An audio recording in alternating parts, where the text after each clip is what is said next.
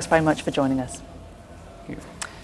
Now, as many as 15,000 bikers are riding through Wootton Bassett today in support of British soldiers. The charity bike ride all started after 18-year-old biker Elizabeth Stevens from Yorkshire planned a ride with a few friends, and then thousands of other motorcyclists pledged their support on Facebook. Well, Juliana Needham joins me live from Wootton Bassett. And Juliana, the residents of Wootton Bassett have endured a lot of cameras and a lot of attention when the coffins come through. How are they coping to all the bikers as well?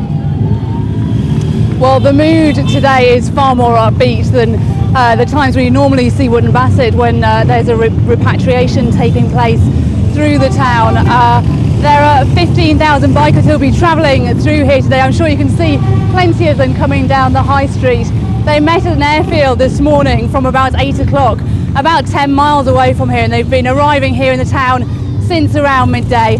It was the idea of that 18-year-old girl that you mentioned. She came up with the idea of 20 friends riding through the town on Mothering Sunday, and this is how it's ended up with 15,000 people taking part. It's also raising money for a charity called Afghan Heroes, which was set up by a group of mothers who met at RAF Lyneham close to here when their sons were repatriated through there last summer. They decided to set up the charity to raise morale, support troops on the front line and their families. But it is Mothering Sunday today, and lots of those mothers are here who've lost their sons in Afghanistan and will be missing their sons very much. Juliana, do you think that Elizabeth Stevens had any idea the number of people that would take part? And I was reading that it could be the biggest bike ride the UK's ever seen. Yeah, they think it could well be the biggest bike ride. They estimated that 15,000 people will be taking part in the ride.